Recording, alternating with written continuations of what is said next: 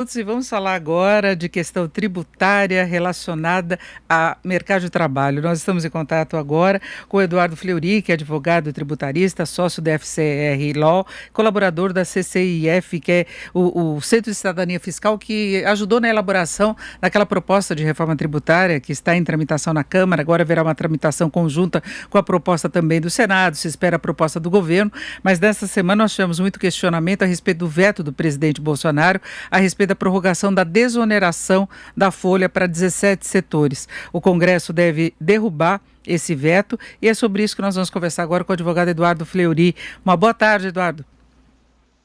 Boa tarde, Denise. Boa tarde, ouvintes. Bom, vamos lembrar que essa prorrogação da desoneração veio no âmbito daquela proposta do projeto que permite a flexibilização dos contratos de trabalho com redução de jornada, redução de salários ou mesmo suspensão dos contratos, que foi uma medida emergencial tomada pelo governo para tentar minimizar os danos aí da pandemia e do isolamento social sobre mercado de trabalho. Deu resultado, como a situação ainda não está resolvida, houve a prorrogação dessa possibilidade, ainda depende de decreto, mas especificamente em relação à desoneração, a gente vê aí o Congresso se mobilizando para derrubar o veto do presidente. Eu queria saber a sua opinião a respeito.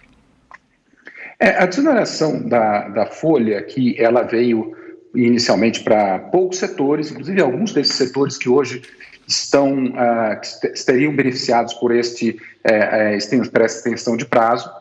Com o tempo, foi aumentando muito o número de setores.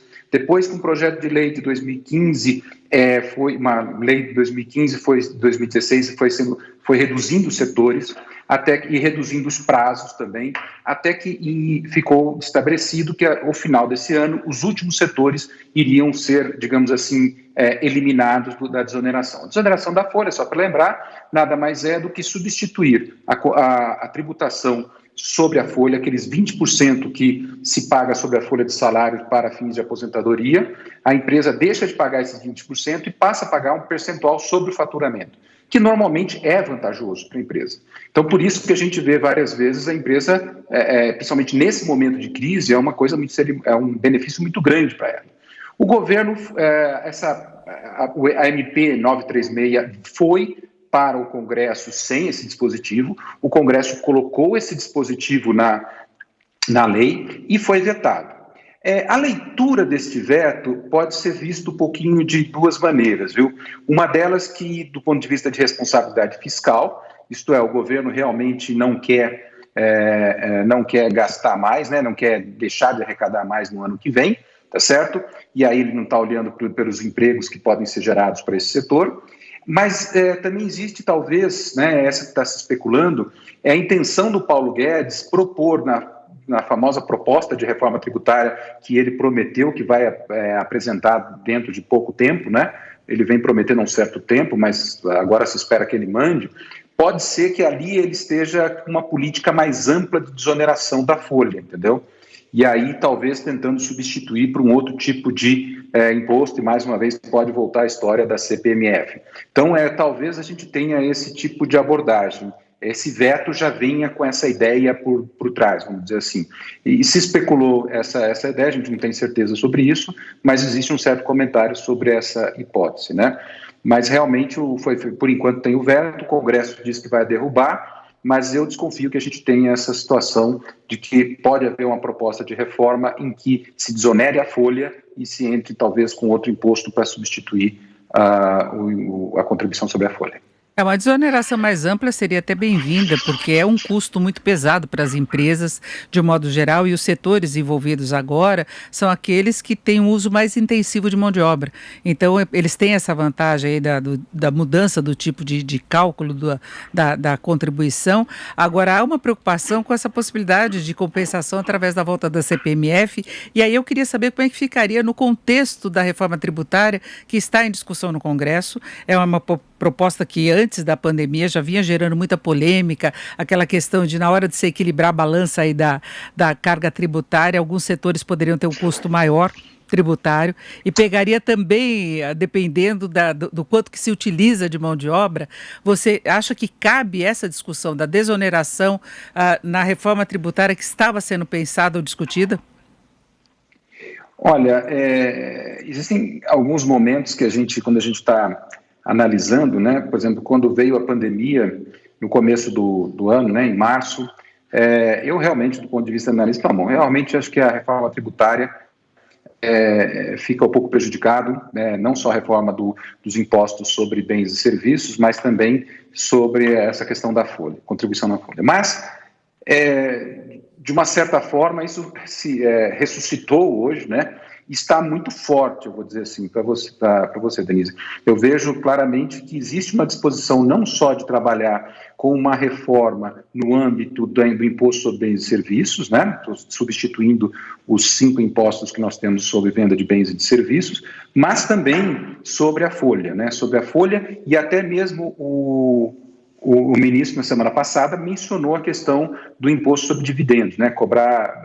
Modificar a tributação sobre o lucro. Então, quer dizer, eu acho que existe um espaço, né? Agora, o que fazer com a contribuição sobre folha realmente é um problema sério, porque se você for substituir pela CPMF pura e simples, você vai acabar cobrando um percentual muito alto, né? A gente fez alguns cálculos, né, que realmente a alíquota não vai ser baixa, mesmo que for só para substituir a contribuição sobre folha, que arrecada por volta de 250, 280 bilhões de reais a cada ano. Para isso, a gente estaria trabalhando com uma alíquota de 1,5% de CPMF, talvez 2%, dependendo como você olha. Então, seria uma alíquota muito alta, e aí você poderia desonerar alguns setores, mas talvez onerar outros e criar uma série de distorções. É uma discussão bastante difícil, mas me parece que existe uma vontade clara de criar um projeto de desonerar a folha. Realmente, eu acho que é uma ideia que pode, pelo menos, entrar em uma discussão, pode até não ser aprovada no final, mas vai entrar em discussão. E a gente vê o Congresso rejeitando muito qualquer ideia de alguma coisa parecida com o CPMF, né? Como se tivesse sido extinta mesmo essa contribuição. O ministro Paulo Guedes fala muito da necessidade de você taxar ou incluir na tributação uma economia paralela que se tem, economia digital, né? Aplicativos e tudo mais, e as transações financeiras seria uma forma de ter essa taxação. Você vê outros caminhos que se pudesse driblar essa resistência, porque o governo também vai ter que lidar ao mesmo tempo com o imenso rombo das contas públicas, né? Por incrível que pareça, às vezes olhando essa questão do rombo das contas públicas, quer dizer, existem alguns impostos, até mesmo o IBS, né? Ele é um imposto que é visto como fácil de arrecadar, muitas vezes o pessoal acha ruim dele, porque é muito fácil de arrecadar. E nesse momento de contas públicas com um pouco de problema, né, talvez isso pode ajudar no sentido de tentar recompor um pouco o caixa dos governos. Mas a gente tem uma previsão de déficit para esse ano e provavelmente para o ano que vem, que isso está dado, vamos dizer assim. Então, quer dizer, e até por isso facilita essa questão de discussão, quer dizer, nós já estamos com uma perda imensa de arrecadação, até aquelas discussões de estados e municípios, quanto eu vou perder de arrecadação, isso perde um pouco de sentido, porque eles já perderam tanto que talvez não faça tanta diferença assim. Então, essas discussões elas ficam um pouco mais fáceis. Mas, olhando para a desoneração da folha mais uma vez, ela é uma questão que não tem muita saída. Ou você cobre, ou você pega e cria uma CPMF, né, o que eu decididamente acho que não é a saída, ou você simplesmente aumenta o imposto sobre o IVA, como fez alguns países da Europa, aumenta o IVA para substituir o que você tem no imposto sobre folha, entendeu? Então, quer dizer, não tem uma outra mágica, né? Criar um imposto de renda um pouco maior também para as pessoas físicas, no final das contas é a mesma coisa. Então, quer dizer, as saídas são poucas, né? Realmente a contribuição sobre folha não é à toa que ela está aí presente em vários países. Outra saída seria simplesmente diminuir, nós estamos com uma alíquota muito alta, de 20%, né? Então, talvez seria não abandonar, não retirar tudo, mas diminuir. Além disso, além do 20%, nós temos as contribuições para terceiros, né? Que ainda, muitas vezes, faz com que o custo da folha suba de 20% para 28%, 29%, até 30%.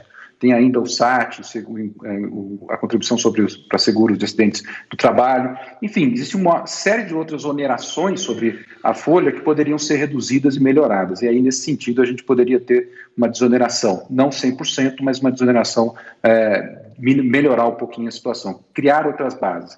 Mas eu vejo que não tem muita saída, né? Ou você vai para o IVA, aumentando a alíquota do IVA para substituir a contribuição sobre folha, ou você mantém a contribuição sobre folha, ou você tem a CPMF, quer dizer, não tem muita outra base para ir procurar aí na saída. Embora eu diga que a CPMF, na minha opinião, é um caso vai distorcer enormemente se a gente principalmente tiver que diminuir a zero a contribuição sobre folha e substituir pela CPMF ou IPMF, ou que seja o nome que venha a ser criado. Agora, acabar com a desoneração no final deste ano faz diferença para os setores atingidos de fato? Faz, de qualquer forma, sim, sempre é um benefício que eles tinham, quer dizer, é um custo a menos que eles tinham, e que de uma hora para outra passa a aumentar esse custo e, sem dúvida, atinge eles. O que pode acontecer, muitas vezes, é que, principalmente no passado, né, no setor de informática, você tinha muita terceirização via PJ, né? Você pode ser que, numa situação como essa, isso volte a acontecer, né? Você deixa a situação de ser uma pessoa física contratada pelo CLT e talvez volte a ser uma PJ. Então, isso pode vir a acontecer em razão disso, mas sem dúvida prejudica porque é um custo a mais para eles. A gente não tem dúvida que isso vai gerar um prejuízo. Se vale a pena, né? Esse é um ponto, né? Se o custo de toda essa desoneração vale a pena, é uma outra análise, mas que vai prejudicá-los, isso sem dúvida. Não tem dúvida nenhuma que vai acontecer. Nós conversamos com o Eduardo Fleury, que é advogado e sócio da FCR Law, também colaborador do Centro de Cidadania Fiscal. Eduardo Fleury, muito obrigada, uma boa tarde. Obrigado, Denise, uma boa tarde para você e seus ouvintes.